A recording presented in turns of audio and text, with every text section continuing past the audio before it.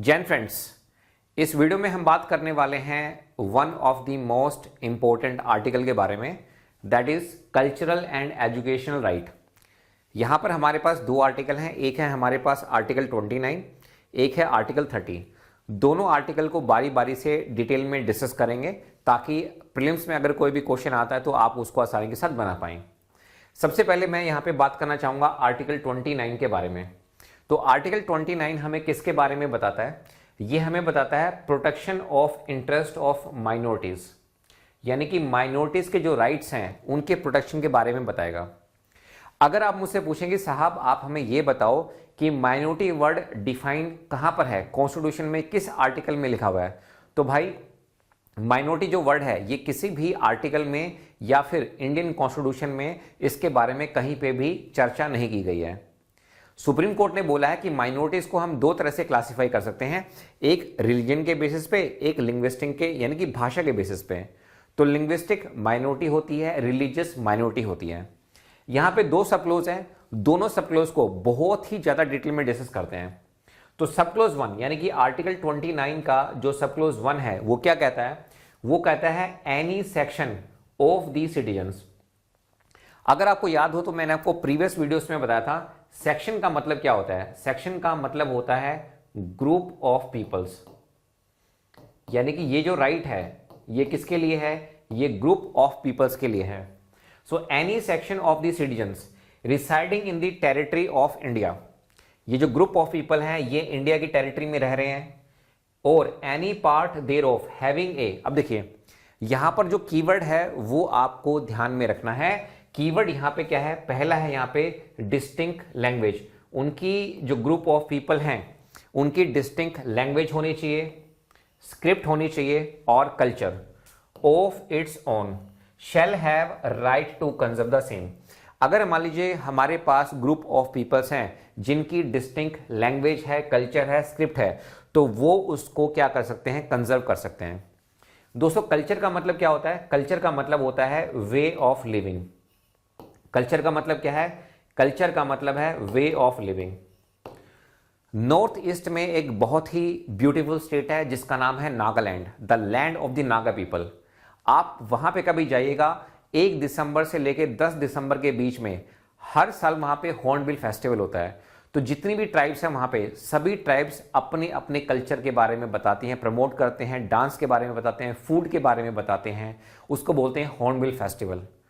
तो नागालैंड में बहुत सारी ट्राइब हैं, आओ है, लोथा है, सुमी है, रिंगमा है, so many tribes are there. Chakhesang बहुत फेमस ट्राइब है।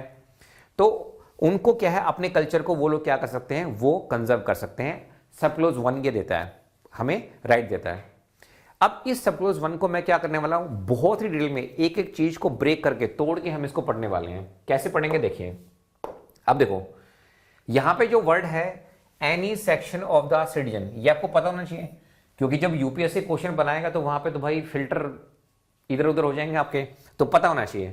देखो हम यहां पे बात नहीं कर रहे हैं not the whole population of India, but any group, कोई भी ग्रुप हो सकता है और कम्युनिटी हो सकती है of Indian citizens who share a common language, script और culture that is distinct from other.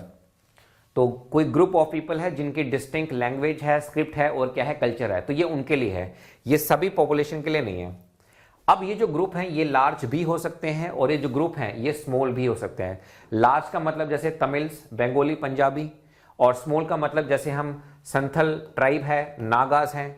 तो ये क्या है? स्मॉलर ग्रुप्स हमारे पास हैं, तो इनके पास भी ये राइट है। They need not to be a religious community, ऐसा नहीं कि ये रिलीजियस कम्युनिटी होनी चाहिए, नहीं। The basis is only language, script and culture. तो दोस्तों ये आपको यहां पे ध्यान रखना है, basis is only language, script और culture. They can live anywhere in India either across the country और any particular part of it. तो वो इंडिया में कहीं पे भी रह सकते हैं, ये लिखा हुआ है हमारे पास सब क्लोज 1 में। अब देखिए अब मैंने क्या किया है, जो आर्टिकल 29 सब क्लोज 1 है उसमें जितने भी वर्ड लिखे हुए हैं उनको इकट्ठा कर करके मैंने क्या किया है? तोड़ दिया। कैसे तोड़ दिया? देखो 29 सब क्लोज 1 में क्या लिखा हुआ है? Any section of the citizens, यहां पे लिखा हुआ है residing in the territory of India, और एनी पार्ट देयर ऑफ, यहां पे लिखा हुआ है having a distinct language, script और कल्चर ऑफ इट्स ओन। यहां पे लिखा हुआ है shall have the right to conserve the same. तो मैंने क्या किया, मैंने इसको तोड़ दिया आप लोगों के लिए। तो देखो, any section of the citizens, अभी मैंने बताया इसका मतलब क्या है, this means any group of Indian citizens. हम यहाँ पे फॉरेनर्स की बात नहीं कर रहे हैं, ये जो राइट है ये किसके लिए है, इंडियन सिटीजन्स के लिए है। तो यानी कि ये तो आपको क्लियर हो गया। दूसरा, residing in the territory of India और एनी पार्ट देयर ऑफ। अभी मैंने आपको बताया कि इंडिया के किसी भी पार्ट में रह सकते हैं। So they can live anywhere in India और any part of the country, not limited to one state. यहां पे ऐसा नहीं है किसी एक पर्टिकुलर स्टेट की बात हो रही है, नहीं। They have a distinct language, script और culture of its own if that group has, वही मैंने आपको बताया, स्पेशल लैंग्वेज है, राइटिंग स्टाइल है, कल्चर ट्रेडिशन है, तो उनके पास ये राइट है। और shall have the right to conserve the same, वही मतलब कॉन्स्टिट्यूशनल राइट है। दे कैन प्रोटेक्ट कर सकते हैं, प्रिजर्व कर सकते हैं, प्रमोट देयर लैंग्वेज, स्क्रिप्ट और कल्चर। जैसे मैंने आपको एग्जांपल दिया नागालैंड का, वहां पे क्या होता है, हॉर्नबिल फेस्टिवल होता है, ठीक है।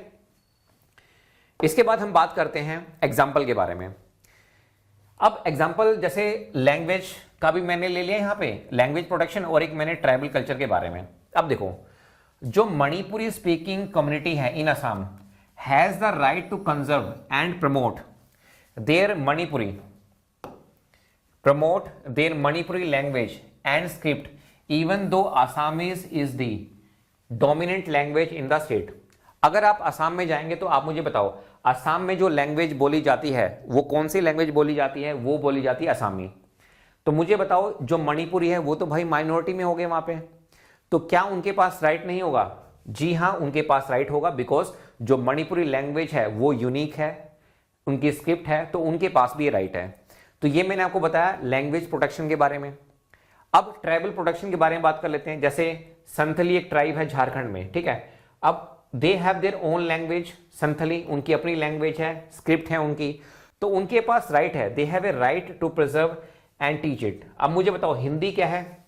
अगर आप झारखंड में जाएंगे तो हिंदी वहां की मेन ऑफिशियल लैंग्वेज है, लेकिन ऐसा नहीं है कि वहां पे जो माइनॉरिटी में है, जो संथली ट्राइब है, तो क्या वो अपनी लैंग्वेज को प्रोटेक्ट नहीं कर सकते हैं? बिल्कुल कर सकते हैं, स्क्रिप्ट को प्रोटेक्ट कर सकते हैं। ये आर्टिकल 29 सब क्लोज 1 के एग्जाम्पल में मैंने आपको बताया। अब हम बात करते हैं क्लोज 2 के बारे में। क्लोज 2 क्या कहता है? Non discrimination in admission to institutions. अगर आप इस क्लोज का टेक्स्ट पढ़ेंगे तो यहां पे क्या लिखा हुआ है? No citizen shall be denied admission into any educational institution maintained by the state or receiving aid out of the state fund on grounds only of religion, race, caste, language or any one of them। कहने का मतलब यह है कि किसी भी citizen को आप एजुकेशनल इंस्टीट्यूशन में एडमिशन देने से मना नहीं कर सकते। अब दो चीजें यहां पे बताई गई हैं, या तो उसको मेंटेन कौन कर रहा हो, सरकार उसको मेंटेन कर रही है, या फिर उसको क्या मिल रहा है? पैसा मिल रहा है।